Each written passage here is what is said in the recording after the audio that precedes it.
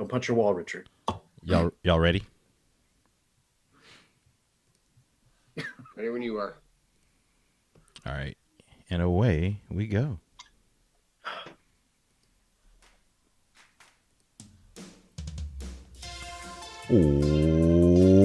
Welcome, everybody, to another edition of the Put Me Over Podcast, episode 100. We made it, guys. I'm thrilled. I'm excited. Didn't think we'd get here, quite frankly, but I'm glad we're here at the Put Me Over Ranch. I am your host, Andrew Gomez, a.k.a. The Mez, joined today by my lovely, wonderful, beautiful guests. To my left, he is the Pinoy powerhouse, Byron Pagdalao. Hey, happy Saturday. And also joining us to my lower right, he is the 10th wonder of the world, the puncher of walls, Dicklicious himself, Richard Garcia. Hey, how's it going, everyone? Happy 100. Yeah. And also joining us, you know him, you love him, you missed him, probably. He is the $100 man, Bobby Diaz. What's up, baby? I mean, what's going on, guys? How's everything? We made it to episode 100. How was everybody feeling? Some way we made it. I mean, we're still alive during this Zombieland shit that we're going through right now, so that's a win, right? Yeah. Let me check. Alive. Let me check out the stream. You guys talk a little bit. I'm gonna check out what's going on with the stream. It's And what are you guys doing to kill time during the? I always ask everybody. I'm just like, what do you guys do on the daily? Do you got everybody business. working from home? No, I'm just kidding. Nanya. None of your Nanya. business. I literally just. I'm working from home. Thankfully, I still have a job, so I'm at least That's a win. thankful of that. Yeah, that's really all I've been doing. Just work from home. It's like every day is the same day. It's today, tomorrow, and yesterday. That's all it is to me. I don't know what It's kind day. of wild, right? What do you It's you guys crazy. what do you guys do after work? Video games? What's everybody gaming on, or what the fuck? Because I'm Chilling. trying to find more shit to do. Luckily, I started breaking out my PS4 again, so I just recently bought Final Fantasy VII, so I'm going through that right now, just going through some old games, and we'll see where that goes. I mean, I also have a Super NES Mini as well. Play me so if FIFA. I You have ever PS4? if I ever get bored, I'll whip that out. Whip it that? out. Hey now. Hey, play me FIFA. Buy FIFA. It's like $15 now, dude. On well. for PS4 If that's the case, I might do that down the road. and 2K. 2K is $18. 2K, I get to play for free Can't argue that. Wait, why? because it's on Game Pass, Xbox Game Pass. Ah, fuck that shit. Fuck that shit. I so far I played the Division 2, got to level 30, done with that. The Jedi Outcast, done with that. Now I'm just playing FIFA with Andrew. That's it. You guys play Warzone? Goddamn you night. guys play Warzone? That shit's cross-platform too. That shit's hard as fuck. All these little bitch-ass kids. Yeah, How they're Warzone's hard, fucking dude. good. Huh? Warzone's hard. I don't know how to play it at all. Dude, how do they move like that? What the fuck? My guy can't move like that. Those kids got a lot of time on their hands, dude. That's some bitch-ass shit, dude. That's hella lame. Yeah, I tried. I tried playing it a little bit. I'm a big Apex Legends guy, so I played a little bit of it. I was like, this sucks. I'm going back to Apex because it's too hard. I get killed. I'm not even landing yet, and I'm already getting shot up. It's not fun. No, awful. All right, so we got the stream working now. So let's talk about it, guys. Episode 100 under quarantine. I mean, we talked about it a little bit, but anything else going on in one's life? Sadly, Swole. you getting swole? When this quarantine's over, dude, I've been hella strict. I've been doing like 5 or 6 workouts a day, just because I'm bored. Going running, just doing random shit, like prison, dude. It's like prison. Yeah, I need to do that because I'm getting swole, but in the wrong places. It needs That's to. like a common theme, right? A lot of people are getting that quarantine 15. They're calling the it, quarantine 50 is what I'm aiming for. Not a good look. True. But I'm glad my beard is back, so now I can hide my double chin. Because before I was just you could see it without a beard. It's there. I didn't even know it was there. So I'm glad it's gone now. Sadly, we lost a friend of mine recently. I don't know if Dick, Bobby, you guys knew Dan. Yeah. But Dan was awesome. He was He was one of those guys when I was doing backyard wrestling, which we will get to eventually at some point. Dan would always come to my shows and watch me wrestle. He would start the A3K chants every single time. But yeah, I'm really gonna miss that guy. That was a tough one because we're pretty close. He was such a cool guy. It wasn't Corona like related, was it? No, we still don't know what happened exactly. What? Not sure exactly what happened. But we miss him already. So I just wanted to get that out there because I know we have rest in peace. we have some more stuff to talk about. But Dan, we love you, and we'll see you soon. Say hi to the Fink and Mach. Oh yeah, we gotta talk about my friend Howard Finkel. Yeah. We'll talk about him.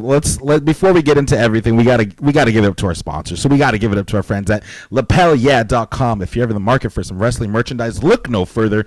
Go to lapelyeah.com. Use our promo code PutMeOver, and in turn, that website will put you over, and you'll get 20% off your entire order. Also, make sure you go check out our great friends at Grudge Match Brand and Grudge Match Brand on Instagram. Turn on them notifications. They have a hot sale going on right now.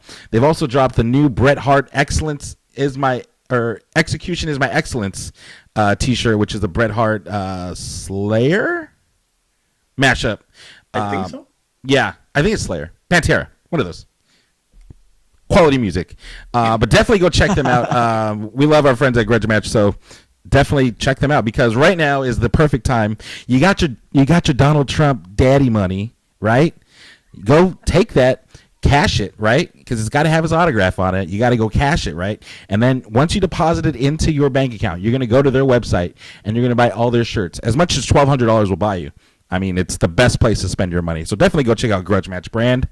And also, we got to give it up to ourselves. Actually, our shop is down right now, right, Byron? Yeah, we're gonna do a whole new look. Trying to do a little remodel, for the retool, quarantine.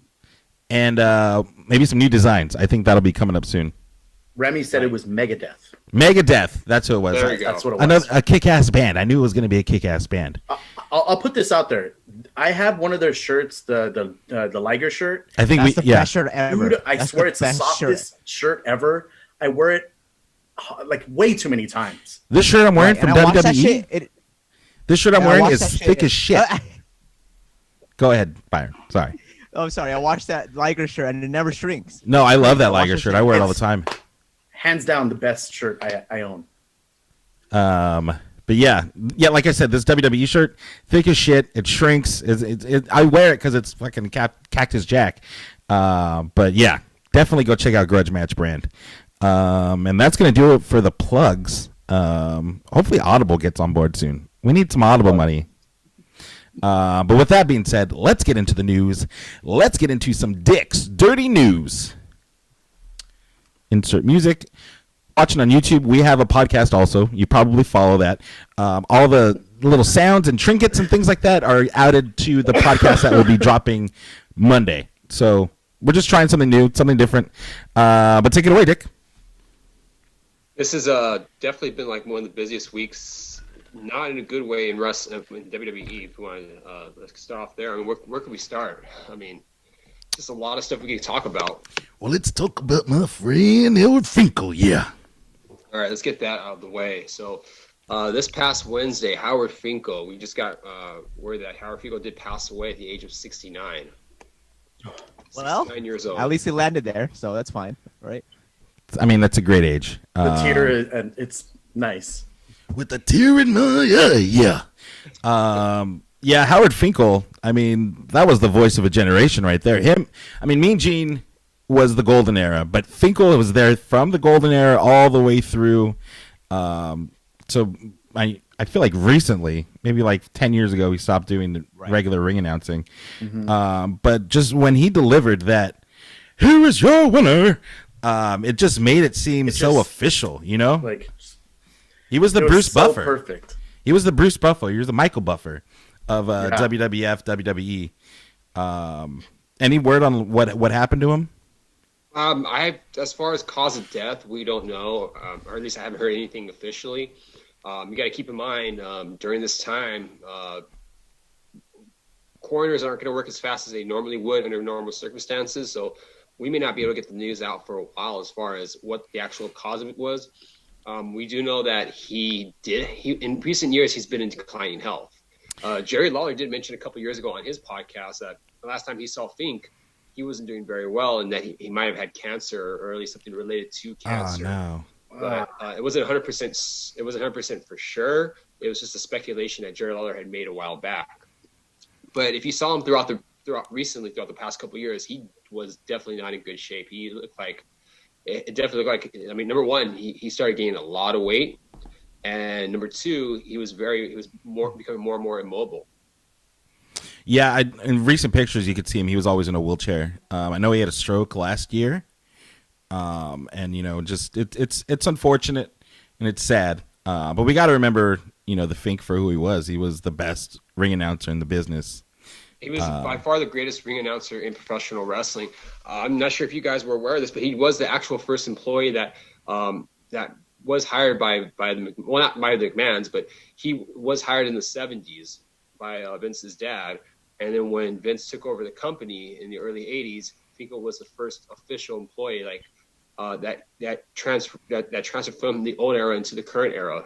So he's been around the company for really over 40, in some aspect over 40 plus years. Yeah, that's He did such a coin long. WrestleMania too. That was him. Yes. Yeah. Yes. He coined Interesting. WrestleMania. You want to tell the story about it, Bobby? I don't know the story. I just know he coined the term WrestleMania. That's it. So in preparation for the first WrestleMania show back in '85, Vince was coming up with an idea for the name. And it was Howard Finkel who did coin the name WrestleMania, and launched behind it was like, well, Vince, there was a Beatlemania when the Beatles invaded Britain back in the 60s.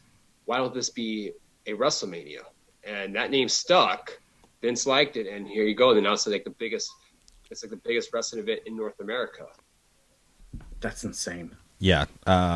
Just out of the man loved wrestling too. Like, I forgot who posted it, but they, he was in like the hospital or hospice or wherever he was, and he would write notes like, "Hey, can you put it on this channel at 8:00? I need to watch wrestling." Tommy Dreamer. He That was posted Tommy a picture Dreamer. of him at the wherever he was staying, and he has a note on his wall saying, make sure to put wrestling on at 8 p.m. On channel 43 or something because wrestling is on. He had to watch it. Like, dude, that's like he knew he loved the business. That was Yeah. like so cool. That's gonna be us when we're fucking on our deathbeds and shit. Hands down. That or Pornhub. Yeah. Put on Nothing the. more Or than that. both. Or both. No, I'm gonna be in a hospital that has two TVs. I want Pornhub on this one, and I want the WWE Network on that one. Going between the two. Yeah, just oh man, look at that. Dick in hand with my dick in my hand the whole time. Writing notes and shit like, oh, Tamina Yeah, Snuka versus no, Sasha, and then Sasha Grey versus Lexington Steel. Anyways, what else we got, Dick? Well, going back to Fink, his legacy, is undisputed. He's up there as far as with Jimmy Lynn Jr., Bruce Buffer, Undisputed. Michael Buffer, as far as the greatest sports announcers of all time. And not a lot of people also knew that he was also a commentator as well during the 80s as well. Like he would also announce matches with Gene Okerlund and Gorilla Monsoon. But definitely where his money and where everyone knows him more is by him commentating. And he was at some capacity with WrestleMania for the first 25 or 26, either calling the matches or at least doing the Hall of Fame inductions, or at least announcing the Hall of Fame inductees. And it wasn't until recently where he stopped doing that because of his health. This is when his health started deteriorating. Yeah, I mean, I think the last time we saw him was that Survivor Series when he introduced CM Punk. That was huge. I marked out big time for that. And that was back in 2011. Yeah, because at the time Alberto had Ricardo Rodriguez as his personal ring announcer. So Summer Punk, he brought back Howard Finkel. So I mean, yeah, that was pretty cool to see that at the time. Howard, like a lot of people, he was universally revered as one of the nicest guys ever. In fact, too nice. Where it became to the point where he became a target of bullying really That's throughout the unfortunate. company. That sucks. He would always be the butt of many jokes, especially with Vince. And Well, Vince is a bully, so it makes Right. sense. Yeah, I mean, number one, he's a bully. That's I think by now that's been established. But Finkel would always be the target of said bullying, and for the most part, he would take it in great stride. Be like, you know what, they're just hazing me. But there are others that were, especially Jim Ross, because Jim Ross was also a target as well with how Vince would treat certain people. And Jim Ross is like, this is flat out bullying.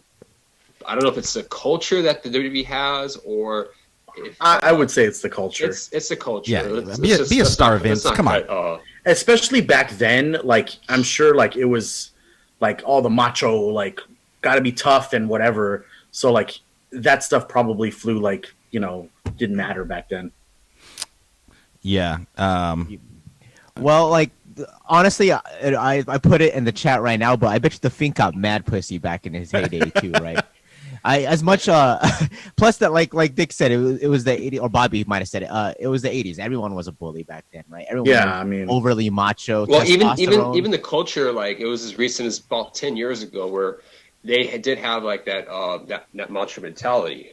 right. Well, yeah. I mean, they were like, they kind of ruined his moment when he was out there with CM Punk because they were just laughing at him while he was doing his intro.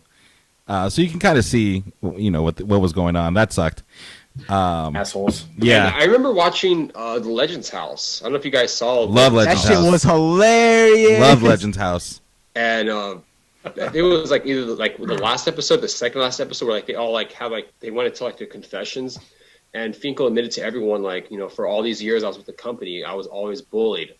No one, like very few people stood up and I remember he cried.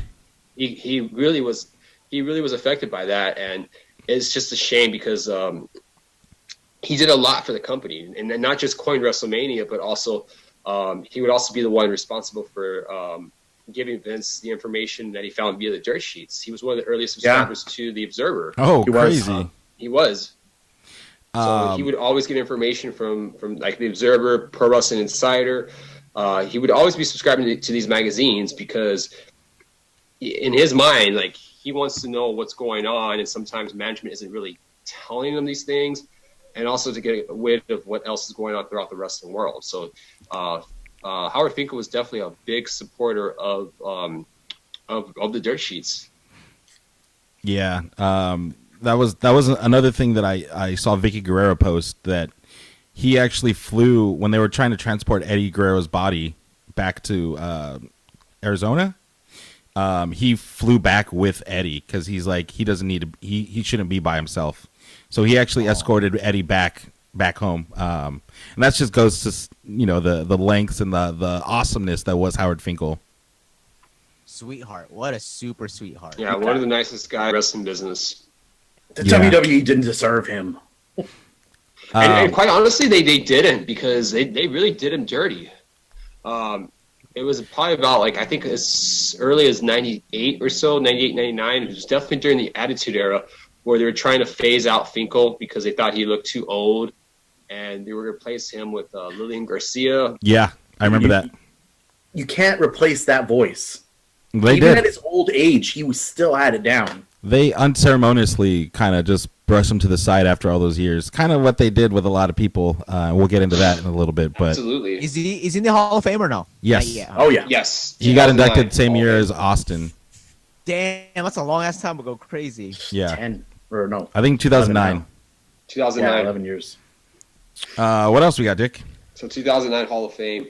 But I mean, just with Howard Finkel, like I said, I mean, it's a sad day. But that just I guess adds to what's been going on this week. Let's just go ahead and get into. It doesn't top it, dude. Like there's more layers. Yeah, this was a Let's go ahead shitty and week get- in wrestling. Let's go ahead and get into This is a Black shitty week Wednesday. it was a shitty week for Vince McMahon. He took a lot of L's this week. What King of the happened? world, Vince. What's the news, Dick? Well, let's talk about Black Wednesday, because not only did we get news that Howard Finkel did pass away, but also that's when WWE announced the first of many layoffs within the company. Byron has a lot to talk about. This has been a heated Yeah. debate for a couple days now. Yeah. And So real quick, yeah. if you haven't had the chance, Byron did post a 20-minute video up on YouTube. Go ahead and check it out. if you want to get BRM, we're done. And Byron, you want anything else that you didn't mention in the video? No, just I guess let everybody know what happened, what incited our passionate text threads, or tell us who got let go. I mean, let's get into it. news. Well, I don't have a complete list, but a lot just prominent names that were let go. It's both talent, in-ring talent, and agents. Just as a note, the agents are furloughed at the moment, so there's a possibility they may come back once the economy does pick up.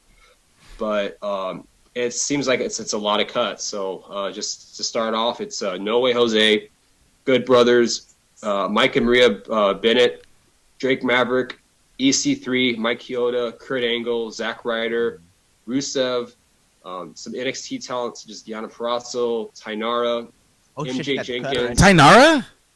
Didn't even get Dude, I liked her. She got cut. And then producers Mike Rotunda, Billy Kidman, IRS. Scott Armstrong, Dave Finley, Lance Storm. Scott Armstrong, that one's interesting because that's the Road Dogg's brother. Yeah. And this Yeah, is not a complete list of names. This is just some of the more prominent names that were cut. Chris Hero, Cassius Ono did get cut yesterday. As well. That's a I figured it was Assholes. only a matter of time. Well, wasn't he? He was an agent or was he a coach? Chris Hero? I think he was like a coach. Yeah. He was working in He NXT was- UK. Yeah, he was on the NXT UK brand. But I think he was going to transition over to being a coach. Never got that main roster call up, huh? Mm-mm. Vince probably had could see that. no interest in him. I don't care how good he is. He's fat. Right. He's He one of wears those a guys that basketball you see, jersey. like has super in-ring ability, but there's something that just doesn't click. You know what I mean? Not like a Keith Lee kind of thick either. Like he was like a big boy, right. you know. Right. Well, the thing with Chris Hero was that in his first run with WWE, he was not fat. He was actually very in shape. He was But it so wasn't until he I don't was know what initially happened. released. Then that's when he went back on the indie scene. That's when he started gaining that weight back, or he started gaining a lot of weight, I should say. In his first run, even before that, he was not a fat guy. He was actually in shape. I remember Just in fit Chris Hero at PWG. yeah, Two guys look different, but the fact that like he could still perform the exact same way says a lot about his athletic ability. oh, absolutely, He's a very athletic guy.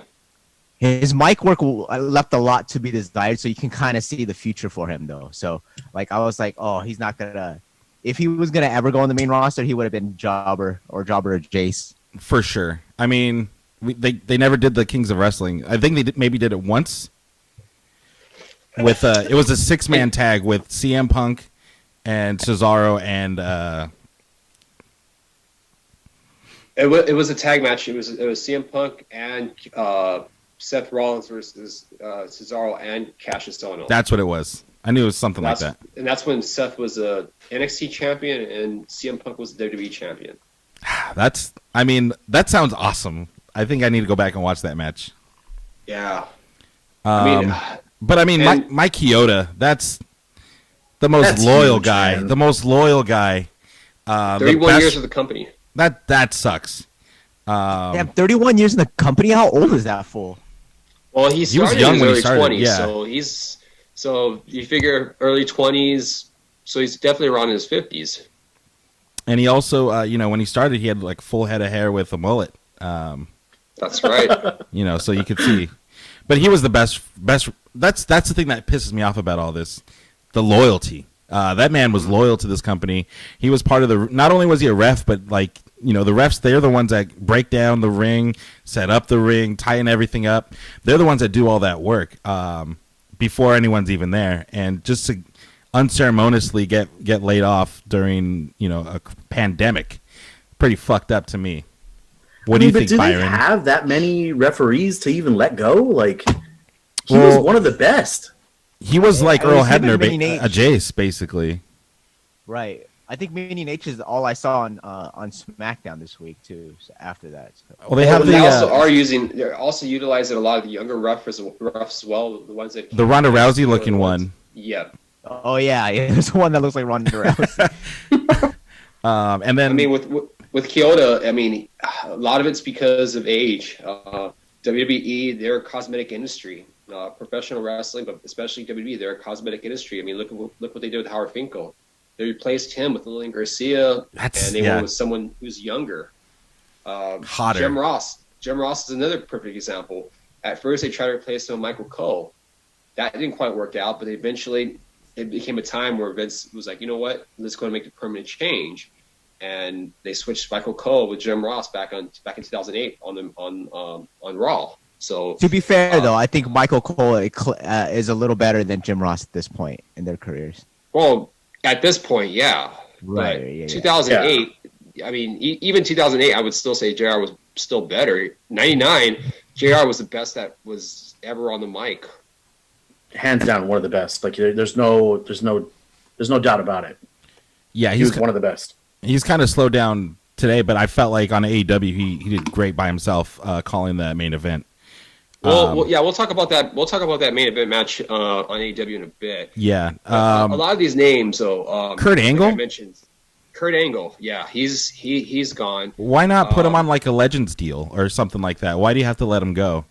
I don't know. I was under the impression that he was under a Legends deal. I but thought he was too. That part kind of tricked me. I wonder what kind of contract he had. Obviously, it was for a lot of money because he's now with Anderson Gallows and Mike and Maria Bennett, they just recently signed a 5-year contract last year. They did. And their contracts were supposed to be up in 2024.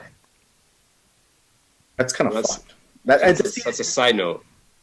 My whole thing is that WWE kind of hoarded all this talent, kind of kept them, enticed them with millions of dollars, all this grandeur of like, don't worry about it, like we're not going to use you, but we'll keep you on the roster and we'll pay you like buco dollars, and then this stuff happens and they're like, hey, you're the first one to go, and it's like other companies that are even lower than WWE, and WWE isn't losing money. Let's get that fact in here so everyone knows. WWE is not losing money. So it's just like I just don't understand how other companies can keep all their roster and still pay them while WWE is letting all their, guys that they just signed with these millions of dollars. Well, real quickly, like let me break down the statistics of it. So their whole logic behind it is that they're given what's going on with the economy, and like there's a lot of uncertainty, so they felt like it was necessary for them to make the cuts. By doing the cuts, they're saving around $4 million a month, but that's not just in the wrestlers' salaries. It's actually around $700,000 a month that they're saving on the salaries. Just on salaries. Just on salaries. But majority of those savings is actually going to be for the building that they're going to have, the new headquarters building that they was supposed to open later on in 2020. Yeah, That's where a majority of the from was they're not going to open up that building because there's no point. well, they're deferring, so they're going to still be paying for it once it all kicks back up. And it's Once going it kicks back up, they're going to just be paying holding it more for now. Yeah. But I mean, I don't know. We got pretty passionate about it. I feel like we talked about it ad nauseum. Yeah. Some of these guys, it's probably the worst time to be, laid off. And I know a lot of companies are laying people off, and it is business. It's not personal. But you have these guys, and the main argument was if they weren't hoarding talent from the beginning, they wouldn't be in this mess at all. They could still keep people. They're the biggest company, and they're still laying people off. They're the only company laying people off. And the only company that's not losing money. They're That's very Professional wrestling profitable. company. They're not losing money. right. As of right now, they're still not losing money. They're probably All these saving money. Every other company is losing money, like because of this. Right, WWE but- is still in the positive. No, they're going to be in the positive because they're running business wise. I think they're doing. The guys they know what they're doing, how to make money. But then again, if you're technically, you kind of are losing money if you're paying guys that aren't doing anything at the same time, right? So it's and again, But they've been doing that for years. right. But now the opportunity, there's no end to this pandemic anytime soon. I don't think, or in the relatively soon future. So I think they would have to do that. It's like, those restaurant workers, they're getting let go because they don't know when this is gonna end, right? But that's to save. But see, the difference is that's to save their company from going bankrupt. WWE is not going to go bankrupt. even Right. if they kept these people. Yeah, but they're not gonna, in a sense, they're not gonna feel like they need to give hand me outs because they're paying them for essentially doing nothing. But they've I been mean- doing that for years. That's what they've been wanting. That's what they wanted to do. JTG wasn't used for like 2 years and was still getting paid as if he Right. was on TV every week. Right, But- and that's because there was no point. I mean, they didn't want their competition to have them for one, or they couldn't find anything to do for them. But now, with this economy the way it is, and yeah, they're not losing money, but they just don't feel a need to have them on the staff, and it's making cuts. I feel like it's a totally valid move. It's making cuts at the worst possible time. Right, but it is the worst possible time for everybody. Like they're not gonna keep you on just to keep you on. That's the sick sad truth of the world. But Like, if they would have but, if they would have laid but all these people off but real quickly, last year, though- hold on, Dick. Real quickly, though. Okay, go ahead. WWE, they are the first ones to release cuts. Ring of Honor hasn't released any cuts at the moment. Neither is AEW. Neither is New Japan. Yeah. Just said Right. that. None of the other wrestling companies have done it yet. Well- Will they do that? That remains to be seen. That's always possible that they Right. can do that. The difference being, though, is that they're kind of portraying as like, well, right now it's a cost cutting measure. They're making so much money right now just off the TV contracts itself. Actually, New Japan is still paying their people full time. New Japan's So, still paying their people. Ring there's of Honor that. is still paying their people. New Japan, I figured. And was also on gonna- top of that, WWE is still running. WWE and AEW are only companies right now in the world that are running professional wrestling. Yeah. Right, but what I'm saying is they don't have to have that. There's no rule that says I have to keep paying you because But I it's- feel bad for your situation. It's ethically wrong. To me, I think they don't have to make these cuts in mass like this. We've never seen anything like this from WWE. We've seen people get let go right after WrestleMania. That's a thing Right, that it would was- happen every year. They haven't done it in years actually. But there's usually like a handful of people. But this is 31 people that all lost their jobs, whether they're being used or not. I mean, WWE gave them a contract. They signed it. I mean, Gallows and Anderson were just used for WrestleMania. Yeah. Right, and it's 31 people. Think about this. Like statistically, 31 people in $1 billion company. That's not a big hit. Like to those 31 people and their families, yeah, it sucks. It's awful. But that 31 people is the number. That's not a huge amount of layoffs. That's not like a factory letting go of the whole company. 31 layoffs for $1 billion company is pretty. They could still do more if they wanted to, and they probably will. Who knows? But I don't think there's anything wrong with that from the business aspect. For one, I don't think they should be crucified for that move at all. It doesn't. It's not so much that like they did what they have to do. It's a company. They have to do what they have to do.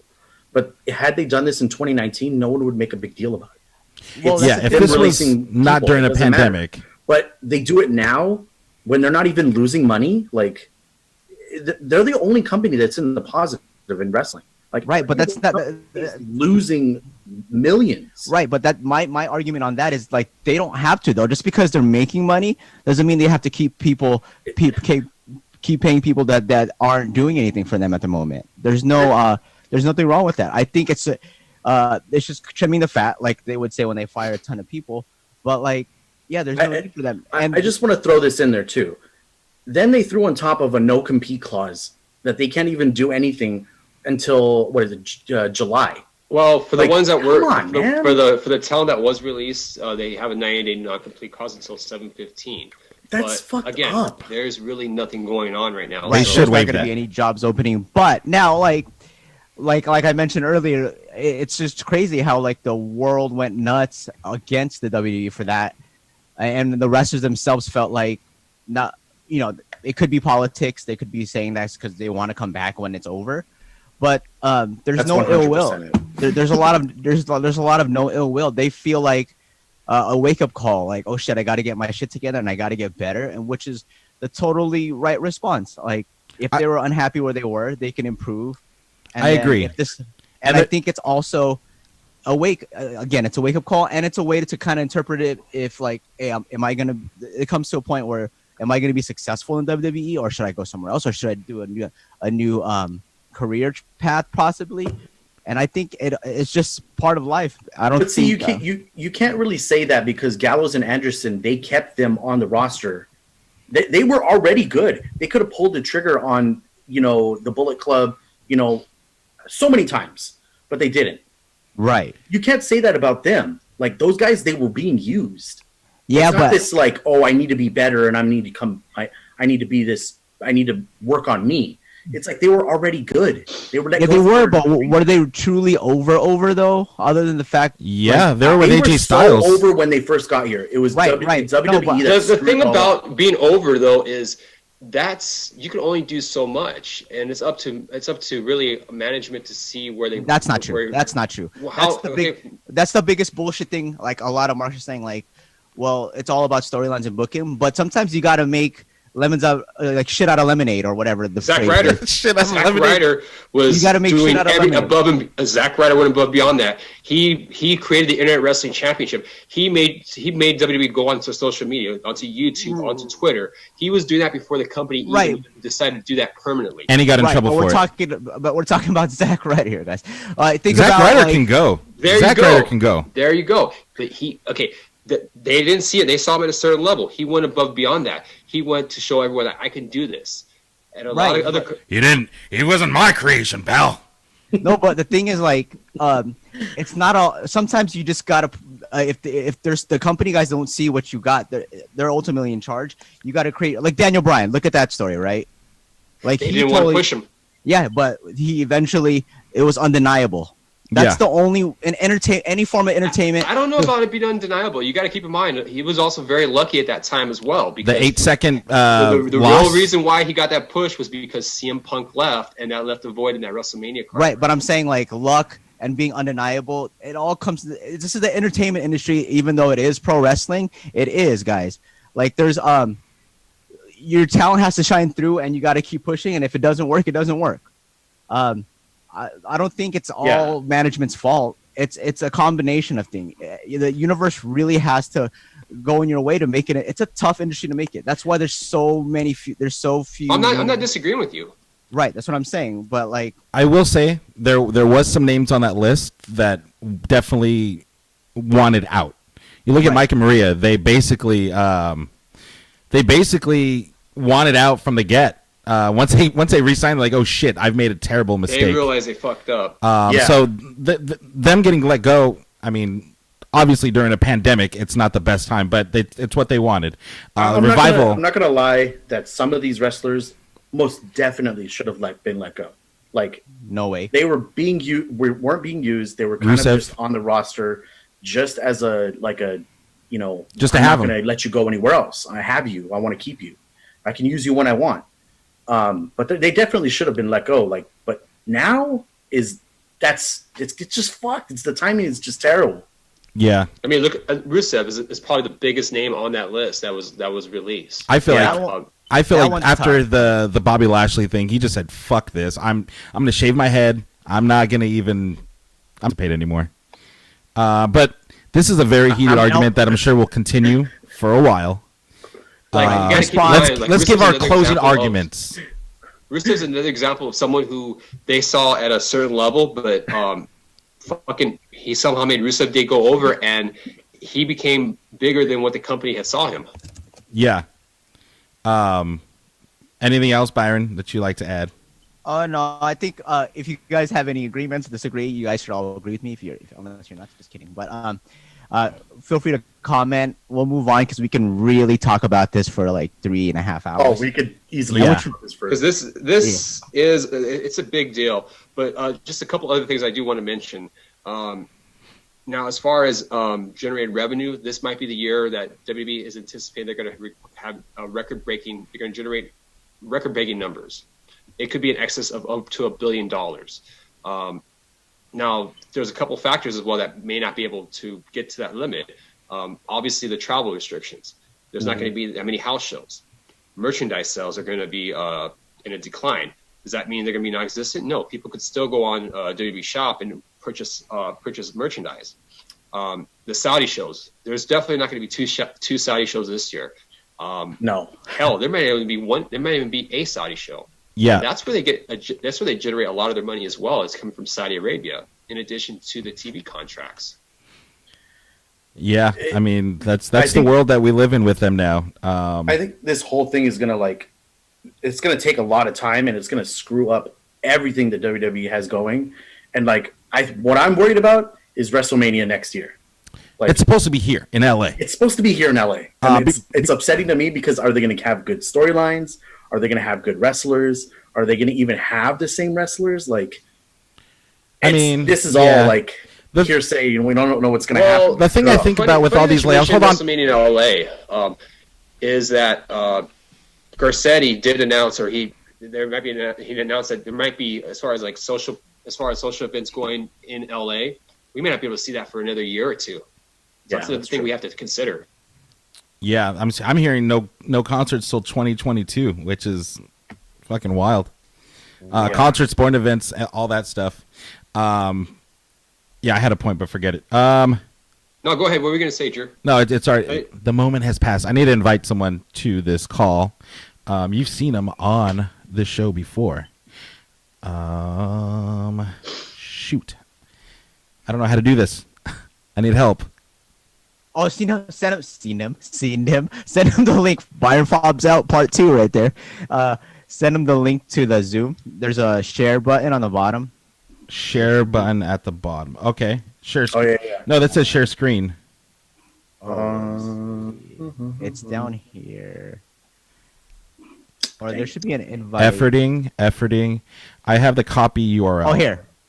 Go. You see where the I is on the top next to the recording? Yes.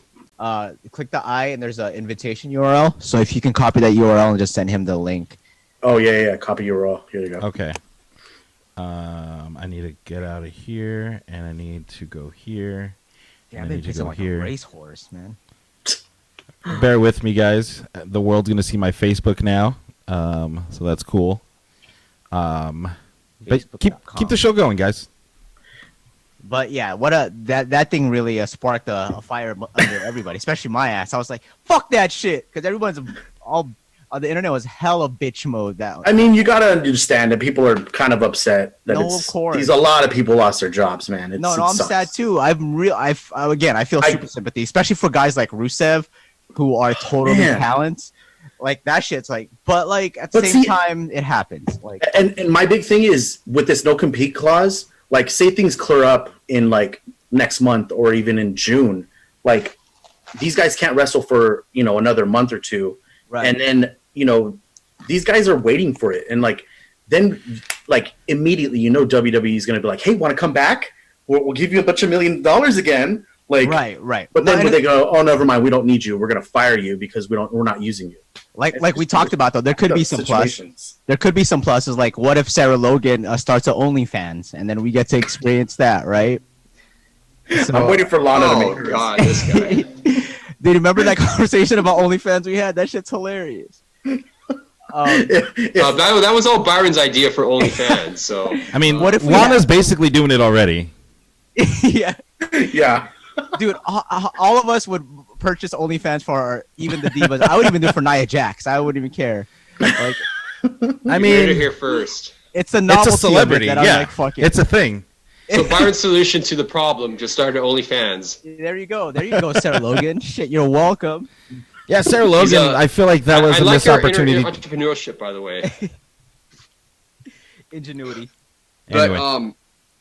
But that is a lot to talk about as far as the cuts go. I mean, I think we're all on almost on different spectrums of it. But to go back, I think people do have a right to be mad at WWE because right now with what's going on, it's just hey, there he is. Hey, what's up, dude? There he is. What's going on? I'm coming to crash your party. Mr. Perfect timing. We're just talking about OnlyFans with WWE. You know what? I got to get my account set up here real quick. Yeah. I hear that's how everyone's making their money now. Zack Ryder is confirmed OnlyFans. Oh, that's perfect. You just send all the rats over there. There you go. Let me see what you can do with that vintage 1980s Hulkamania toy you bought. Yeah. How far can you stick it up your butt? Hey, to be honest, I don't even know how to use OnlyFans. How do you use it? Like, do you just go? Oh, don't look at me, bro. I don't know. I truly have no idea. I just know Some it's of a us are thing. lying here. Some of us have to be lying here. Someone has to set it up and just. I don't know. I've got my fiance right next to me, so shh. I'm joking. I really have no idea. I know a bunch of guys that I used to work with back in the day have got accounts now and shit like that, but Like that seems to be the popular fucking thing right now. Dude, they make It's hilarious. We don't want to see $5 girls fee. going wild. We want to see real girls getting wild. Ladies and gentlemen, the voice you're hearing right now, if you're listening to the audio version of this podcast, is our good brother, Sean Brotherton. He's been a frequent guest of the show. Glad to have him back for episode 100. Yeah, It's a celebration. What an honor. It's a celebration. You were one of one of our most requested people to have back on the show. Oh, well, so- you know what? I appreciate that. If you're listening to the audio only, I'm raising my beer to all of you. Swig a beer for the everyone. working man. Gentlemen, thank you for having me on. It's nice to finally meet a few of you. Yeah. I haven't seen you guys, but yeah, man, what a strange way to have to sit down and jump on your guys' podcast. But what a good time, though. Hey, much appreciated, dude. Thanks for coming aboard. Yeah. Thanks for taking a little bit of your Absolutely. day and joining us. What a wild week in wrestling, huh? It's Awesome week. I mean, I don't know if you were watching the live show, but we just got done talking about all the crazy firings that just happened. I tuned in right at the end of that. I'm about to go back through the audio version once you drop it into my Google Play Music here, and it gives me my notification. It'll be Yeah, there. No, that's crazy, man. All these firings, I was sitting there watching it live happening, and I was almost afraid to refresh my Twitter. I was just like, There's a man, new name. All Like these people are losing their livelihoods right now. Now, yes, in the future, are they going to be able to do some shit? Of course, but right now it's kind of like we're living in such an uncertain world that I feel like all these, 30, 35 people or something like that got fired and counting, considering all the NXT people that are Yeah. like, they're losing their foundation and their stability right now. So I definitely feel for all those people. and it's not like AEW is calling and doing mass hirings right now either, because they are on No. a tight leash as well. Now is not the time for that, definitely. Yeah, we might see Kurt Hawkins hawking Domino's Pizza Yeah. till wrestling opens up again. Grubhub. Yeah, grab up. Your That's really driver, the only places that are hired right now is grocery stores and your driver Kurt Hawkins will be there in 30 minutes. Damn. I'm sure they got a lot of money saved up, though. I would think, I hope. right? I hope. They're all contracted I hope. workers, and some of them were probably getting fatty salaries. Like I mean, Rusev's if salary they is played it probably right, right. They- right. definitely if they played it right. But how many horror stories have we heard in the past of like, look at Justin Credible working at Target, look at like all these people that you see that are like, oh, I'm fucking stocking shelves or I'm doing all the shit. Some of these guys aren't smart enough to have had that game plan set up for. They're just like, fuck, I'm living paycheck to paycheck and I'm just living it out. So. Yeah. Hopefully these guys have set themselves up. I had to assume some of the bigger names, Ryder and Hawkins and stuff like that, they've probably tucked a little bit away. Well, they have their but podcast too. I'm sure some of these guys are probably fucked. Yeah, I mean, Right. so at a least given. right now in the immediate future. what would be? Yeah, absolutely. Yeah. I'm gonna play a game right now. Where would we want to see X wrestler end up, and what would you like to see them do in a new company? Ooh, okay. Ooh. All right. So pick a wrestler that just got place them somewhere, and where you would want to go with the storyline with them involved. Bobby, if you want to start it off. I mean, it's a given. Anderson and Gallows, they got to go to AEW. Like, they got to. Just Absolutely. form that stable, make it too sweet. That's all you got to do, man. They're Too going back sweet to and softly, brother. NJPW. Sorry. I mean, They're going yeah. back to New Japan, I think. I- Because the money's probably they still would pay them a handsome amount. So I'm thinking they're gonna go NJPW for sure.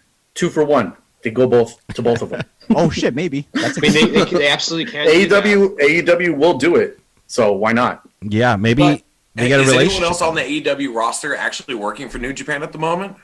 Or would Aside they be the from first? Moxley, aside Jericho. from Moxley and Jericho, I think that's it. Okay. that's it. And they're just like one-offs. They don't like have like a contract really. But They're not doing the AEW, tours and shit. They're showing up for Wrestle Kingdom and just Yeah. doing all that type of stuff. yeah, the Saudi show. Oh, I'm sorry, that's WWE. hey, Zing! Sean, that show's over. Sean, who would you choose to, and where would you want them to go, and what would you want them to do? Man, shit, dude. Like, to think about everyone, I would love to see a lot of these guys go. I'm such a huge fan of Japan that I would love to see what Ryder could do in Japan. Dude. Like, I know he's such a big name, but I would love to see if he can go and, like, we know he can go, but can he go and work? Can Hawkins go do that? Can Nellis go back, and can they all Bennett, and can they go back and do what they were doing and become those stars? I think Ring of Honor is always a great option, especially right now. I feel like Ring of Honor potentially has such a good, solid base of superstars, wrestlers, workers at the moment that it'd be cool to see some of these guys go dip into territories that they've never touched before. Yeah. I think that's kind of the most exciting part for me, is just going to see guys in different environments and elements that they're just not used to. Like, I'd imagine fucking Ryder being like, woo, woo, woo, and the fucking Japanese crowd just being like, what the fuck is going, like, they know it, but they're not going to get involved like that. Like, that's not their style. So, Well, especially I think it's exciting, man. I'd love to see anyone go to Japan and just go work their asses off, even on a short tour. Zack Ryder has been in the WWE bubble for so long. It would be crazy to see him go strong style in Japan. It'd be so weird. It would But be let weird. him lay it in, man. We could all gain a brand new appreciation for him if he goes in and starts fucking working some of these dudes. Look what Juice we know he Robinson can went and go, did. We know he can Thank work. you. I was He's going to got mention the- Juice.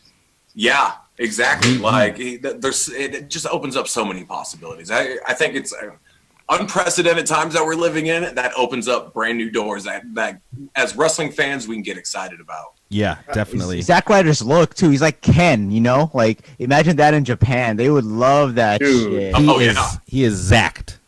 Dude, Yeah. I was gonna say he would be like a Hulk Hogan out there, like that. He's Hulk tall? Hogan, like dude, he could easily pull that off out there. Yeah.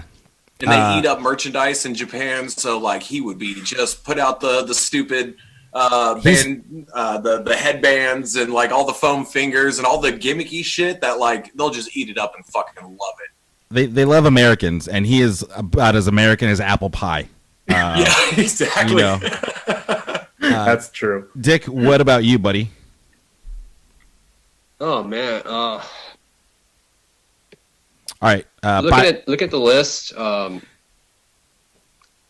would want to see EC3 the most. I don't want to see him go to AEW because I think there's too many comparisons between him and MJF. I was thinking the same that thing. Yeah. They're I think like the same person. He'll get overlooked. I mean, ideally, the only place for him to go back is maybe Impact, but he'll be a big fish in a small pond. Yeah. I don't know. I mean, anywhere else but AEW. I mean, anywhere else but WWE and AEW for him, because I think he has a lot to prove. This guy was a main event talent in Impact before he went to WWE. Well, it is Impact. Come on now. Yeah. It doesn't matter. I mean, They're not laying people off. I honestly don't even know how to find their show. Like if I wanted to turn it on TV, I wouldn't even know what to tune to. Same. I have no idea. That's true. Because I mean, they were on Twitch, and then I think they were on so many channels for like every 6 months they switched channels. But he was a top guy in that company. He could be a top guy. He has the look. He has the mic work. It's just for some reason they saw nothing in him, and I don't know why they signed him, and they only used him in one match when he was on the main roster. Yeah. I personally would love Rusev in New Japan. That would be perfect. He would go Ideal. and kick the shit out of everybody. Imagine him and I like him against anybody. I think Rusev could be a big brute and go down to New Japan, maybe wrestle for the never open weight championship. The possibilities for Rusev in Japan, I think, would be crazy, and I think he would like it too. Oh, definitely. I think he would love it out there. He can go barefooted again and like kick fools for real go with that full shit. Sambo, you know. Yeah. What about you, Byron? No, I was gonna say the same exact thing. I think Rusev is tailor made for a New Japan Pro Wrestling. Yeah. I hope he goes there, and I wonder if they'll let him go over. They probably would too. I think he could be a champion over there too. Oh, for sure. Big time. Absolutely. Yeah. But other than that, Sean, how have you been doing, buddy? How have you been You know holding what? up with this quarantine? Doing pretty well. This quarantine thing is, I mean, it's different, man. Just been hanging out, trying to pass the time the best that we can. I've been waking up like 5 or 6 hours later than what I'm used to waking up. So I'm not an essential employee, so I'm just kind of open to spend my days however I want. A lot of working out, a lot of trying to just do things to get my mind and body right. went through like a little cold recently, and that kind of put me down for a week or two, and just just try to make it through. I haven't even been turning on WWE content. Like, sitting around doing absolutely fucking nothing. WWE's the last thing on my list that I've been turning on, to be honest with you. Like, I don't blame you. It's hard without a crowd. Definitely. I did watch Mania. I watched both nights. I thought a lot of it was pretty good for the situations that we were dealing with. I enjoyed a lot of that shit, but like, I think I turned on the follow-up Raw, and like, even the Raws and SmackDowns leading up to it, don't show me fucking Flair and Michaels from 6 years ago. Don't show me fucking Charlotte and Asuka and Becky. Like, I just don't give a fuck because I've already paid attention to it. And it was just, I feel like everything leading up to Mania and after has just been kind of whatever. And I don't turn it on. AEW's held my attention. I've been having fun watching that just for the short amount of time that it's on.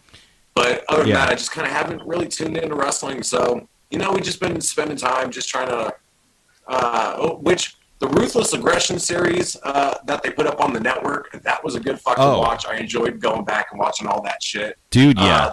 The 24 with Edge and stuff, like, those things still hold my attention, and I love like the build up to his comeback and all that shit. That was really cool to see. But man, we've just been spending time just trying to make it through. It's myself, my son, and my fiance here in the house. So we're just trying to hunker down and get through it the best that we can here, and just dealing with the situation that we have. Spending a lot of time filming new YouTube videos, coming up with new ideas. Hey, now. Chatting online with people. And just trying to reach out and make those connections with people, and not only for my own sanity, but also making sure that other people are doing well as well. So, definitely very cool. Everyone trying to avoid cabin fever and probably drinking way too much beer, but like, I'm hanging in there. That is one of the things that have gone up in value is alcohol sales. They've been through the roof. It's crazy. I just got drunk off the Rocks tequila last night, which is... I saw it. Nancy was like, look, Andrew's story. And he oh, man. All right. So it was like, do you recommend putting in the purchase? And how was the price on that compared to like, if I was going to buy like an Avion or something, or a Patron? Well, the bottle's pretty big. It's like the size of like a vodka bottle. Okay. And you're talking tequila. I paid $31 for it. It's up there. It's pretty up there, but also you get a lot, and compare that to like Patron, which is a smaller bottle. Not only that, but it's a smoky, citrusy kind of tequila. I liked it. It's a Blanco tequila, right? It's yes, white. They have a Blanco and a Raspado. Ooh. So definitely, I know it's cheaper other places. I know one of my buddies got it for like $26. So the liquor store I go to, they know that they have a lot of hard to find stuff, so they definitely make you pay that for that. Okay. That price going up. Did you get that in a store, or did you order it online? I ordered it no, I didn't order it. I got it in the store. I just walked up and they had it on the shelf. Oh, nice. Okay. Oh, nice. I didn't know that it was on shelves already. Your audio is a little janky. Static. It's a little staticky, yeah. Okay. I can try and here. Let me switch over here real quick. No I may have a worries. backup plan. I didn't know how it was, and I'm not used to this Zoom life here. Yeah, we've been living that Zoom life for the podcast for a while now. But yeah, nothing really big happened on this week of wrestling. We did get an announcement about a new kind of Money in the Bank this year. Have you seen that, Sean? Okay. There you go. You sound way better. Way Is better. that clear? There you go. Yes. Yeah. All right, cool. And there's no static. There was a weird static fuzz that was going on. I was trying to Yeah. figure out That's if it was much my better. mic. I tried fixing it I on just my saw, end, too. yeah, I just saw the chat right now, and I was like, oh, that's probably me. A new kind of Money in the Bank this year. It's going to be a corporate ladder Money in the Bank match. Oh shit! What? It's gonna it's gonna be at Titan Towers. It's gonna start off in the lobby. Money in the Bank briefcase is gonna be on the roof. So What the- they're gonna fight all the way up. Are you Titan working me Towers. right now? Get This the is a fuck straight. outta This is here. a straight shoot, No, it's brother. true. Oh shit! Definitely some outside the box thinking from WWE on this one. I could expect this from AEW, but I did not see this coming from WWE. They announced it Wow. yesterday on SmackDown. Yes. Okay, you sold me. I mean, I have to watch this now. it's got it's going to be makes amazing. sense. Oh, that's Yeah, insane. coinciding with the firings and all that stuff. Boom! I think that's the time you announce a match like this. And are let's they starting go. to get? They're starting to get rid of the Titan Towers as well, right? Yeah, so they can when they move literally- into a new one. They can literally Just blow this destroy place the up. entire building. Yeah. Like fuck it, we're moving anyway, so we might as well just destroy everything. Send someone out of like a second-story window or some shit. Like fuck it. Jeez. Get it? Remember what was that commercial when someone throws someone out of a window and Vince That was just like looks the at the Super camera Bowl and says, commercial or some shit, right? Yeah, yeah. Halftime Heat? exactly. It's going to look just like that. Just Yeah. like that commercial. You're going to have Kane walking down the aisle, The Rock hitting someone in the back of the head with a chair. I'm actually really excited for it. I think it's going to be a lot of fun. I don't know when it's going to be, but that is one thing that this quarantine, this coronavirus pandemic, it's making people get creative with a lot of the things they do. you have And to. WWE is no different. AEW, I love what they're doing with having wrestlers as the crowd. And I think WWE will not do that because they can't be like, it's a good idea, but we can't do that, pal. It's not my idea, damn it. Yeah, they've got Florida on their side, so like I feel like Vince could do anything he wants at this point. That is a great Hell yeah. segue to what I wanted to talk about. Let's talk Thank about you for bringing that up. the bribe. Thank you for bringing that up. The bribe heard round the wrestling world. Linda McMahon, as you know, is Vince McMahon's wife. She was in a coma for a little while and just had to watch Vince McMahon make out with Trish Stratus in front of her. But she's also a part of Donald Trump's cabinet for business or something or other. She was in And- the small business department. She was the head of the small business department when Trump got elected. She probably paid a lot of money for that. Oh, of course. I'll take it. And yeah, she couldn't make Senate, so she just paid her Hall of Fame inductee, Donald Trump, to get her a job. And when he did that, we got what we got. So, long story short, WWE needs to be an essential business to be able to keep filming, keep their productions going. They were filming in the Performance Center in Florida. The sheriff was there to shut them down, literally on their way. Linda McMahon made a call to the governor, gave him $1.8 million in Super PAC money, and an hour later, WWE is an essential business. The timeline it can't be a coincidence. No, Well, there's no way. real quick, it's a total of $18.5 million. That I was spent put the decimal by part in Linda the wrong McMahon's- place. Yes, Yeah. 18 million. It's all good though. But point is that her super PAC did spend a total of $18.5 million in Florida, 11 in Tampa, and I want to say 7.5 in Orlando. I might get the numbers confused. So this was announced around the same time that we heard about the massive layoffs, and a lot of people were wondering, why is WWE still running, even though the state of Florida in itself was shut down. Yeah. And now I'm wondering if WWE is essential, you know who else films in Florida? AEW. Are they going to get the same treatment that WWE is getting? Did WWE just pay AEW, just pay to get AEW still going? I mean, I think you're onto something. It's setting up a precedent, is what they're doing. And if it doesn't, it's bullshit. If it doesn't, it's hella corrupt and shady. Yes. But We're talking about Florida. right. Byron So compared this to Ozark, and it's definitely, it's Ozark for sure. yeah. It's Ozark adjacent for sure. I just want to read the memo that was sent, because this does clear up as far as what's considered an essential business. So a memo was sent by the governor's office this past Thursday.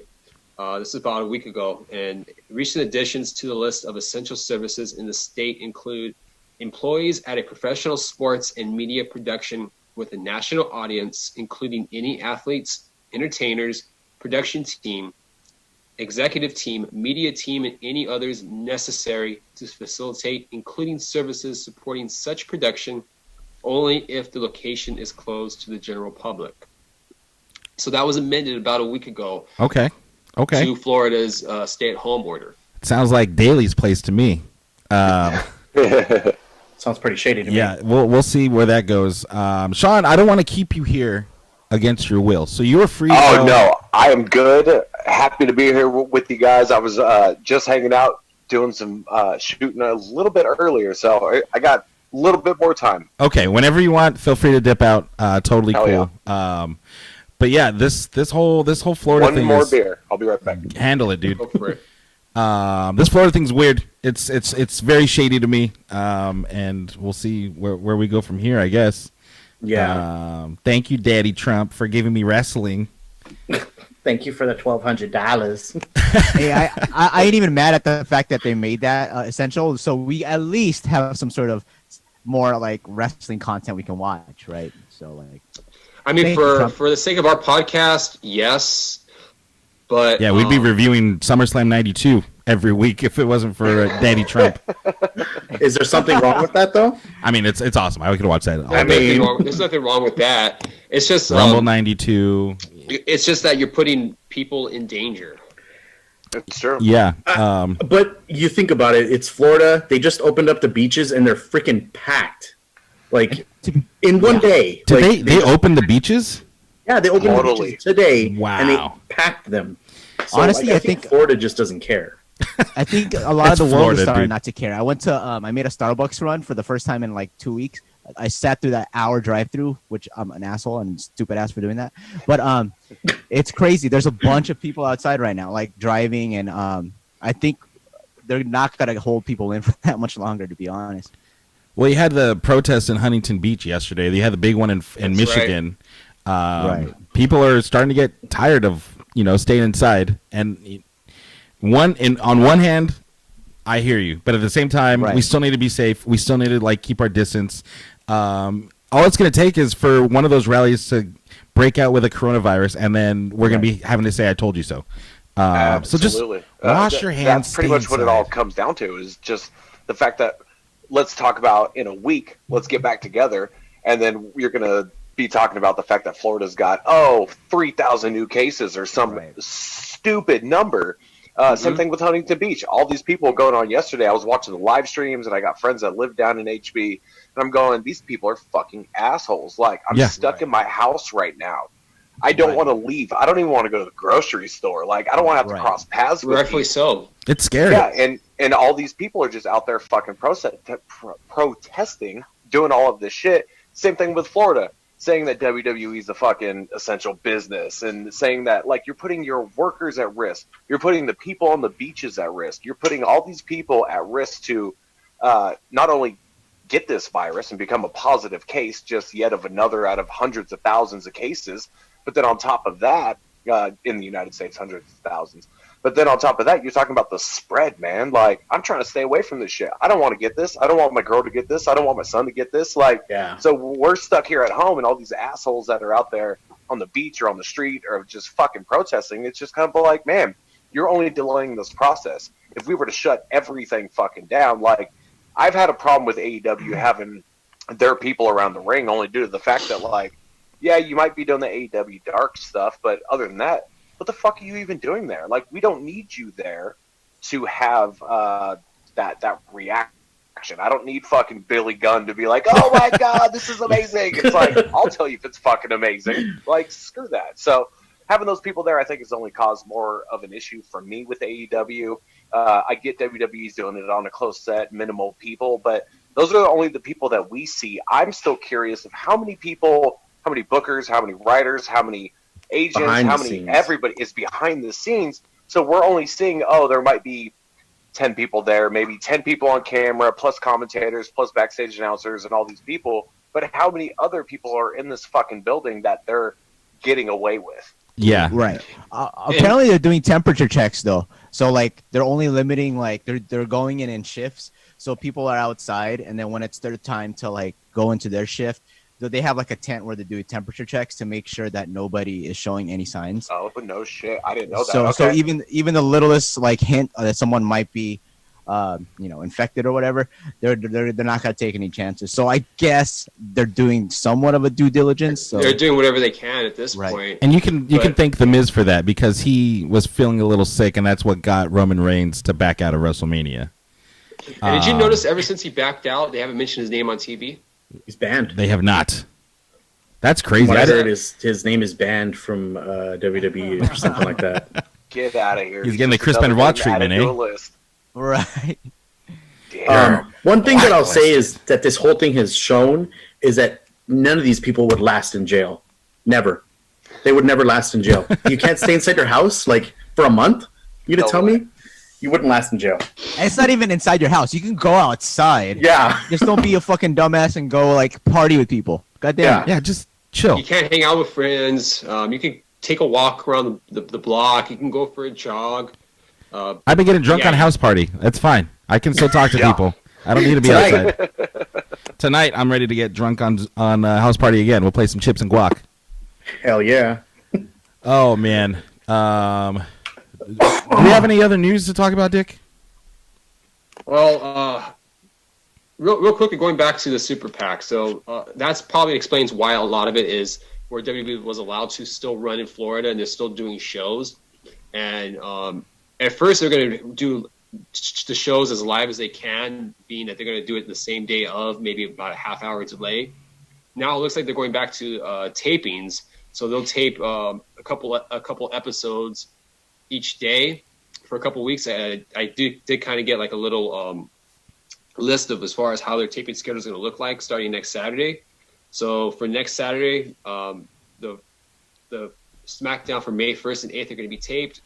Monday, April 27th. That night's Raw and May 4th are going to be taped. So it looks like they're going to be taping 2 shows each day, I mean, which is good for the talent. that helps the travel. No reason to fly people in every single week. Film as much as you can. I'd say film as much as you can. Take a 8-hour day and just film. Aren't most of the guys based out of? I know that there's some exceptions, but a lot of the people that they're using, I think, are basically based out of Florida, around where the performance center is now, aren't they? So that saves them. I couldn't even imagine being a guy like Ziggler in Arizona or Miz in LA or whoever else is around there that's got to fucking go through an airport in today's time. Like to have to get on a plane weekly, even if you were going to go shoot 2 shows, you're doing whatever the case is. Having to go through an airport now that's got to be a terrifying situation. Yeah. Jerry Lawler. Lawler's He going flew from Memphis. to Florida. He does not need to on be. Raw. He does not need to be outside. He is a national treasure. Even though he got in a little bit of trouble this week, he's still Jerry Lawler. We need to keep him healthy. Keep him at home as much as possible. Maybe I they would should not Zoom consider him to commentate. be an essential employee. No, not whatsoever. Yeah, stay at home. Old ass at home, please. All right, so he got in trouble for saying some racist shit, right? Yeah, during the Tozawa match. Oh no, leave my boy alone. Right. What did he say? He did a senton off the barricade onto who was he wrestling? Austin Theory. Austin Theory. He did a senton, and Jerry Lawler Which I called it. just last week found out who Austin Theory was. Right. I haven't turned on WWE in so long. I was like, who the fuck is this guy? The world found out who he was barely too, so it's crazy. He went from Selena Evolve. Vega's so hot, but like, there's this dude wandering around. He went from Evolve to WrestleMania in the matter of like a month, which That's is crazy. Shit. So he did a senton. Jerry Lawler called it a ramen noodle moonsault. Oh, what a dick. Um, Only due to the fact that a moonsault's backwards. Come yeah. on, So not only did he get kill me. the name of the move wrong, you know, Leave Byron, Tozawa alone. a resident Asian, how do you feel about this? As the resident Asian of this podcast, I'm not too offended because what else are you gonna expect from an old cracker ass dude, man? Come on. like some of this like inherent like stereotypical racism is easy to hide, but some of it sometimes it just spills out. It happens with my mom. I mean, she's Filipino. She'll say some things. I'm like, what? But like, he comes from a different generation. Not making an excuse, but I get it. I see where that's coming from. Does We this just expect him to say some dumb shit because he's an old ass white dude. Right? Yeah. Right. Michael Cole would From never Memphis, say that. from Memphis, Tennessee. From Memphis of all places. Right. So I get you. You're okay with me, Lawler. Just don't be dumb. Come on now. It reminded a lot of people of what happened to Cornette on NWA, which Yeah, there just is an analogy happened. to that. So I mean, that's why maybe be a little bit more creative. How about that? Or what? How about The not Team having him on the Splash. show? Lawler has been killing the show for me since he's been back. I feel like he's He doesn't need to be there. He doesn't really add more to the show. If anything, he makes me like he panders. I feel like too much. By the way, guys, since I'm streaming this, the entire world can see when Byron needs to pee. They can see all the chats because they pop up on my screen. So no need in just say it at this point. I can't Or see just it go. on Just go. Yeah, just go. So yeah, he got in a little hot water because it reminded a lot of people of the whatever Cornette said, but he's still on TV. I don't know what they're gonna do with him, but it'll blow With over. so much scripted shit and the way that they write out the commentators to say what they have to say. I know that they still rely on them of actually being commentators and commentating what's happening in front of them, but how do you even have the time to come up with some dumbass shit like that? Right. Like, that's insane. I feel like he went out of his way to say something stupid. Yeah. It didn't add Oh, he anything. said, there's an ad lib break. Let me say some racist shit right now. Like, let me just throw that out there because I know that Vince is gonna love this backstage. Vince is probably like, ha ha ha, ramen noodle moonsault. I mean, you I mean, you're could not wrong. Bagel. have called it like a sushi roll. I mean, Yeah. it would have been just as bad. Or a sushi roll. Yeah. A sushi roll. He hit him with the 911 roll. Yeah, 007 roll. Jesus, dude. Such good 007 shit. roll. Yeah, I want some sushi now. Damn, I'm hungry too. Fuck. Oh, I can't wait to sit down for some sushi. Takeout sushi is just not the same. I mean, I feel like the container doesn't make it as fresh. No, it doesn't. And I just want a sake bomb. I want to bang a table and drop some sake into a beer, dude. That's all I want to do. God damn it. We have new SmackDown Tag Team Champions in a singles triple threat match. The New Day is now an 9-time, 10-time. Who knows at this point? Tag Team Champions.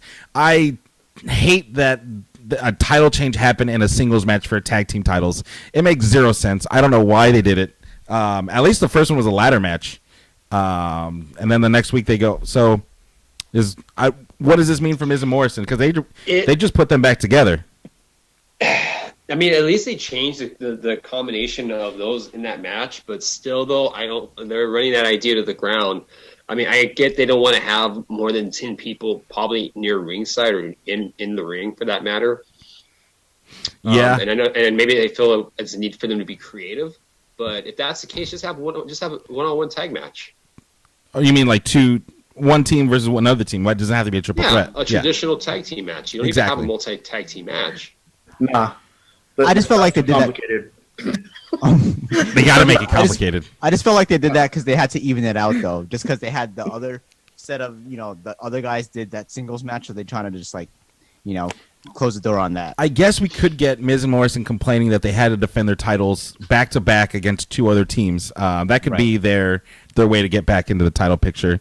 Morrison looked awesome in that ladder match. I don't know if you saw that, Sean, but Morrison, he's an ageless wonder. He's the John Stamos of WWE. Still handsome as fuck too. I've seen him around here at bar wrestling. And we went for my birthday. Things that he's done live. Yeah, and he is not only is a good looking dude, he's a star. Yeah, and he gets in the ring and it's like it was 15 years ago. Like he's just still flawless. Like I'm a big fan of his. It's funny that he still does. Good. He still does parkour that was cool 15 years ago too. Yeah. Him and Ricochet. Him and Ricochet probably in the back flipping for no reason and shit. Parkour. Flipping off each other. Oh man. What else happened? Sonya Deville and Mandy.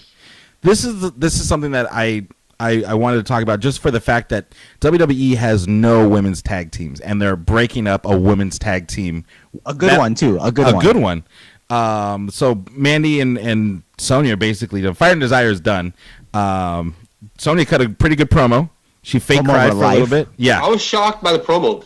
She did really good. But again, we're losing another women's tag team. That leaves the division has two teams now.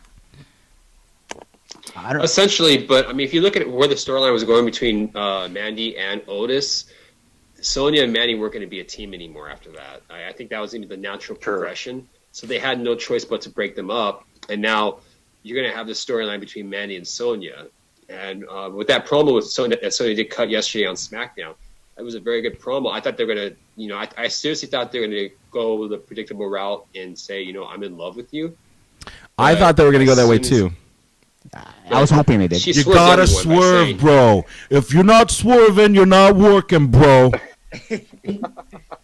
So they swerved us. They got us, bro. I was going to ask you guys, what do you think about the Braun Strowman and Bray Wyatt match that's going to come up?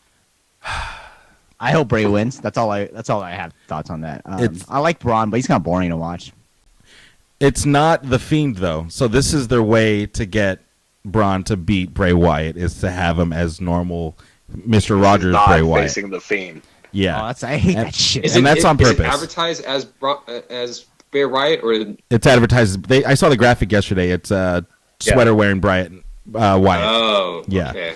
So that's a way that they can extend this program if they want to win the Fiend. But honestly, the Fiend does not need the title. We've been saying this since the beginning. Just Nope. keep him a special thing. Keep him creepy. Let him keep doing his own thing. The Firefly Funhouse match was arguably the best part of WrestleMania. That was great. Just let Bray leave him in the sandbox. Let him just play with himself. I kind of like Thanks for the visual. Oh yeah, playing with yourself, yeah. I think it's cool. Like watching when Braun brought out the old school Wyatt family mask, Yeah. and stuff like that. Like I think that there's a lot of cool things that they can do to bring that history up, to be able to make it more intriguing. Other than like I've got the belt and the Fiend's coming for me or Bray's coming for me, whoever. I think that being able to do those things, the Wyatt family things, can definitely, if they do it right, build it to a That's- direction where we can get emotionally invested into it. The match could be whatever, right? Because it's Braun and Bray, like that's a toss Yeah. up. It could be great, it could be bad. But storyline wise, to get us invested into that, I think they've got the potential. Like the potential is there. They definitely have the history. They can go through all the old clips that we forgot about, all the old promos, all the Yeah. turns and the twists and turns that they all did. I mean, I would get invested in it. It can get real personal, which is something that I'm excited for. Yeah, I think it can get really cool because there's so much story with those two, and it can make a great story. But then again, we're talking about WWE. That's a big They if. can easily drop the ball. I've seen him do it many times. Look at Ricochet. What's Ricochet doing right now? Losing every week? That's typically Cool. what they do. Yeah. He's Cool. another black tag team. He's another black tag team. Oh God. Just release him. Let him go. I mean, if anyone, I kind of wish Braun would have pulled that mask out when, like on the Moment of Bliss segment that they did. I wish that he would have pulled that mask out and then just went angry or ape shit, Like, or smash it, whatever it is. like, Like, yeah. you're the fucking champion, and then your challenger's throwing this in your face. Here's your old mask, like ha ha ha ha, and the Yeah, laugh happens and shit, and he just stares there like blank face, going like get You're the fucking monster. mad, dude. and that's where You are the monster. Good point. That's true. a crowd would really help because instead it's just silence and he's just like scared looking around like like you said, Bobby, he's the monster. He should not be intimidated by a mask. He should have He's just the- crumpled it up and been like, I'm gonna give you these hands. Something. Give me some emotion. You know, Exactly. By the way, he's gone terrible. against Brock. He's beat Goldberg. Like, dude, this guy should be like the scariest guy. Like, That's but not how they he's book him. Not playing that character. No. You gotta swerve, bro. He's Two Face, man. That's your Russo, right? That's my Russo, yeah. Yeah, that's pretty good. It's not a sound drop. Oh, I want to talk about the cruiserweight tournament that's happening on NXT. Ooh, The bracket looks pretty awesome. They're doing a New Japan style on this NXT tournament too, where it's the people, they have them in two groups, and whoever has the most wins gets the basically number one contendership. And That's cool. the winners like a New Japan tournament, like what is it, the Super Junior Cup, Dick? Yeah.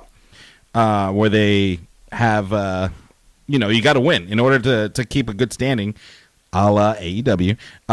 You need to win. So I like what they're doing. I hate that there's a cruiserweight title to begin with. I wish this was just a mid card title or something like that, because all these guys, they're basically what the roster is now. A lot of smaller guys going for a 205 belt. What do you guys think? I'm trying to find the bracket. I want to see. They had the Tozawa match. That was the only. How many matches have they had so So- far? That was the first one. The first match. Essentially, it's broken up into two groups. So, Group A, you have Kushida, Drake Maverick, Tony Nese, and Jake Atlas. Jake Atlas could break out. This could be his breakout This moment. is probably his breakout moment. Drake Maverick, he's still going to commit to. Another thing we didn't mention is that he is in the cruiserweight tournament, and he's still going to commit to the matches up until Or he's match. eliminated. Man, he was crying. match. He was crying in this promo or his video he posted about getting let go. Yeah, I felt really bad for the guy. and then Group B is Akira Tozawa, El Hijo del Fantasma, Gentleman Jack Gallagher, and Isaiah Swerve Scott. Tosawa. Tozawa's probably gonna win. He's a former cruiserweight champion. Fantasma, El Hijo de Fantasma. I'm excited for him. They're doing a good job. I like the little promo video they made for him. Mask and suit. That's like the best thing for me. It just looks cool as shit to be rocking a mask and wearing a suit. It's super cartoony and it works. I Yeah. love that shit. It's like they live that gimmick, so it's tight as fuck. Also, there was a really good video. If you're gonna go watch NXT, watch the the little documentary the little segment they did on Keith Lee. Really built him up. Really shined a light on his struggles to get to WWE. He was homeless. He told his parents he was gonna wrestle, and they hated the idea. They wanted him to work for like the post office. And they wanted him to go after football. So he's like, I literally sacrificed everything. I got disowned by my family basically in the beginning. I got kicked out of my house. I was homeless, all for a dream. So definitely go out of your way to watch that. And go on SmackDown and watch the Jeff Hardy. They're doing like a 3-part series on Jeff Hardy. I don't know if you saw this, Sean. No, by the way, didn't. Sean is a huge Jeff Hardy mark. He is the number Big time. one Jeff Hardy guy.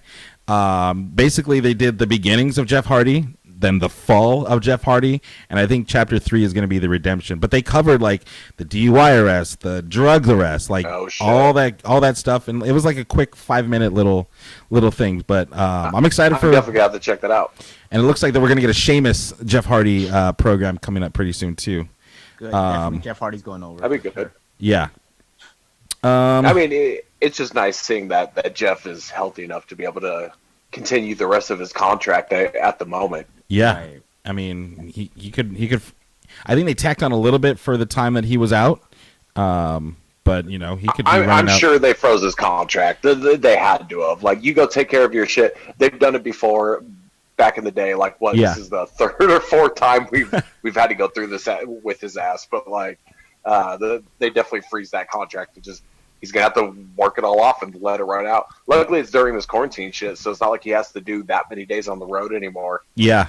So, I mean, there's some That's silver quick. linings. Yeah, I wonder if they're pushing him too, like pushing him for something big, because that series is it's a big part of the show. I wonder why they're doing it. Same with Keith Lee, so there's reasons why they're doing these vignettes. yeah. I mean, they are definitely Essentially to kill time. yeah, but it's a great time fill for sure. Right. It is. I'd rather watch something like that than a Royal Rumble match in full. That from Like, like. I'm scared of a Royal Rumble match from like 10 years ago. But I mean, actually, if they want to the reason replay, why- yeah, there you go. That's the one I want to see. If they're That's- going to that's replace it. something, Bob, they got to put on. That's the best poster ever. We need that. I need to get that shirt.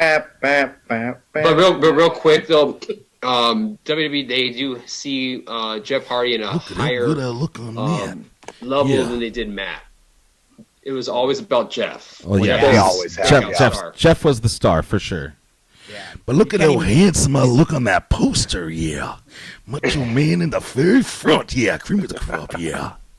Oh shit! It is Macho in the very Macho front. Man Crazy. next to Hulk Hogan and the Texas Tornado, yeah.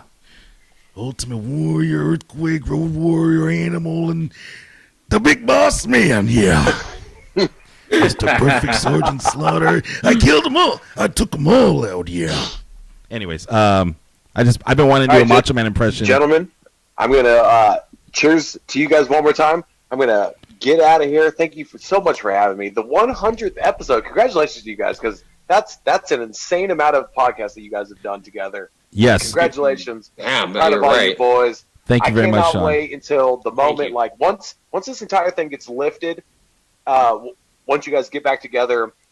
in the studio, all together, please shoot me an invite because I would love to sit down with you guys, crack open a beer, have a good time. Absolutely.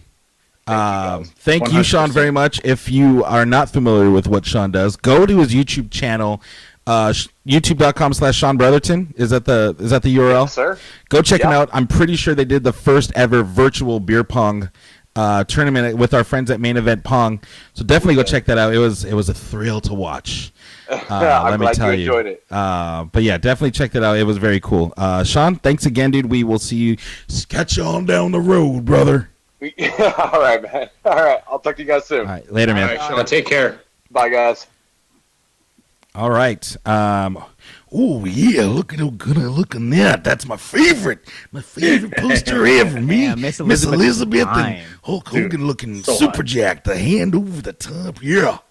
Oh yeah. I've been wanting to be Macho Man since I've had these glasses on. I think Don't blame you. I think we're pretty much done with the show. No. Yeah, I think we're wrapping. Thank you guys so much for joining us. Do you guys have any other final words before we kick this show out? Yeah, fuck Byron's take on the releasings. Oh no, I think I am right on that. I Fuck think- you, Julio, on Instagram for responding. You're my number one nemesis. Lick my ass. I think both sides bring up interesting points. One Yes. is ethically correct. The other one is a cold-blooded corporate shill asshole piece of shit WWE mark. And you guys be the judge of who that is. I don't know who it is. I'm not saying names. I'm saying it right. But yeah, thank you guys so much for listening. Joint downloading. A special shout out to Sean Brotherton. Episode 100. It is in the can. If you're following us on YouTube, thank you so much for tuning in. And if you like what you see, you can hear it again on the podcast platform of your choice. Thank you guys for joining us again. We are the new World Order Professional Podcasting, and we will see you next time.